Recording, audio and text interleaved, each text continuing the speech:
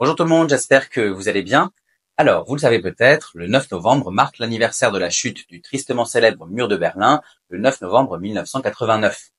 Ainsi, en 2024, cela fait 35 ans que ce mur est tombé, ce mur qui, pendant plus de 3 décennies, a représenté la partie visible du rideau de fer idéologique qui a séparé le monde entre les zones d'influence soviétique à l'Est et l'Occident. Mais alors, que s'est-il passé exactement ce 9 novembre 1989 ? Pour le comprendre, revenons sur la genèse et l'histoire de ce mur de Berlin, appelé en allemand Die Berliner Mauer. Comme je le disais, le mur est le symbole physique de la guerre froide et de la division du monde en deux pôles après la Seconde Guerre mondiale, le monde de l'Ouest, porté par les États-Unis et les puissances occidentales, notamment européennes, et le monde soviétique, emmené par l'URSS, l'Union des républiques socialistes soviétiques, qui rassemble la Russie et les pays d'Europe de l'Est qu'elle administre. En effet, à la sortie de la Seconde Guerre mondiale et suite aux accords de Yalta en février 1945, l'Allemagne est divisée en 4 zones d'occupation, une zone soviétique, une zone britannique, une zone américaine et une zone française. La ville de Berlin, qui se trouve en territoire soviétique, est elle aussi divisée en 4 zones, les soviétiques à l'est de la ville, les autres à l'ouest. Mais dès 1948, l'Union soviétique va décider de rompre sa coopération avec les Occidentaux et c'est ainsi que va débuter la guerre froide. À Berlin, du 24 juin au 12 mai 1949, Staline met en place le blocus de Berlin, un blocus qui empêche toute communication entre les zones occidentales de la ville et le reste de l'Allemagne de l'Ouest. Cependant, grâce aux ponts aériens vite établis par les Occidentaux, ce blocus est un échec. Finalement, en 1949, l'État de la République fédérale d'Allemagne est créé à l'Ouest et géré par l'État allemand. C'est la RFA, ou en allemand la BRD, Bundesrepublik Deutschland, qu'on appellera l'Allemagne de l'Ouest et qui regroupe les 3 zones libres occidentales.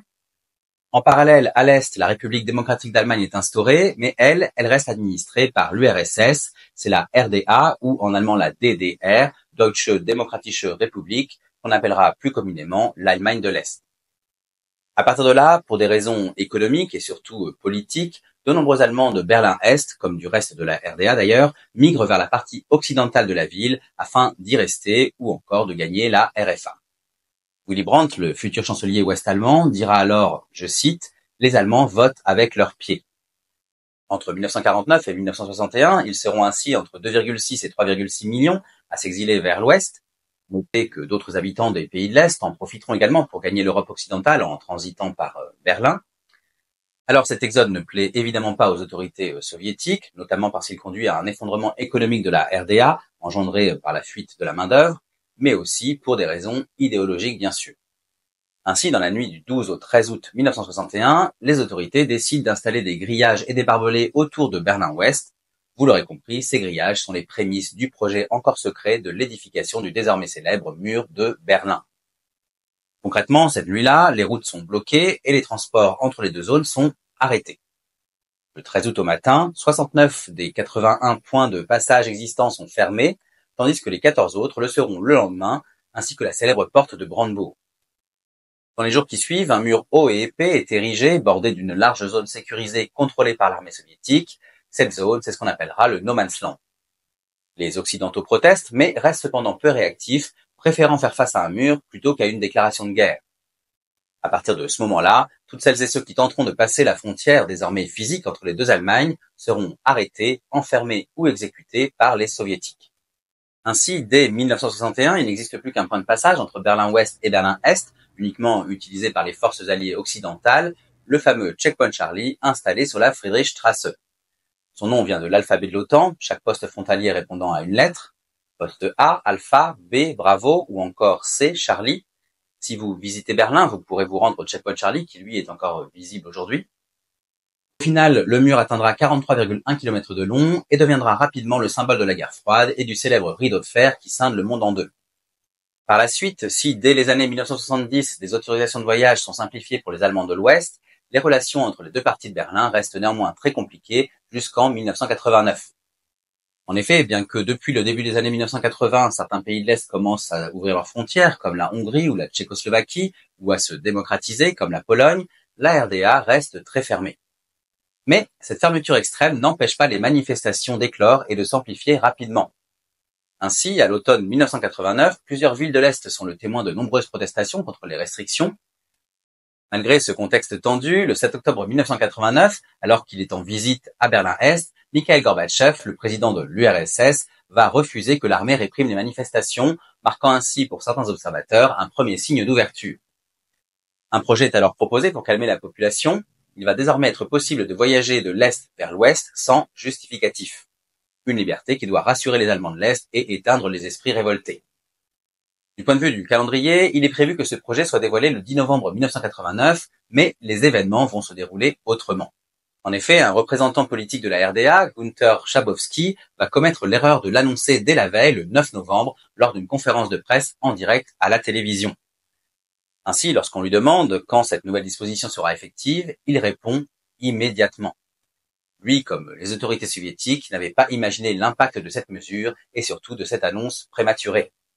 Après l'allocution télévisuelle, des milliers de Berlinois de l'Est se pressent ainsi aux postes frontières pour tenter de passer et enfin franchir ce fameux mur. Le mouvement de foule est tel qu'à 23h, ce 9 novembre 1989, le point de passage de la Bornholmer Straße est forcé d'ouvrir. D'autres vont suivre et dans la nuit, la chute du mur de Berlin est lancée et sa destruction est entamée.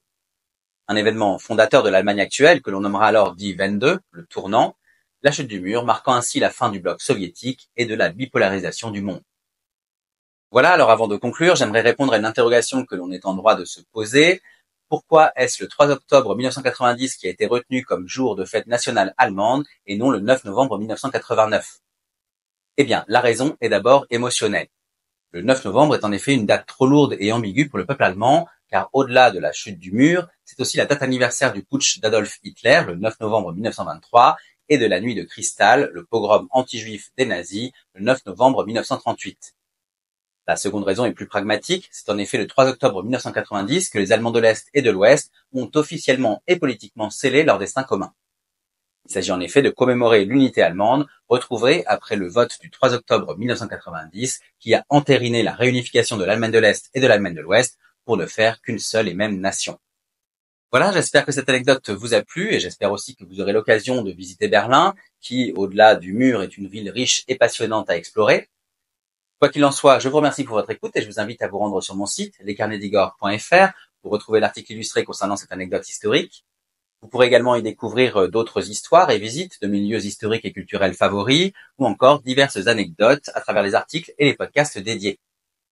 N'hésitez pas également à me suivre sur les réseaux sociaux où je partage toutes mes actualités en photo et en vidéo.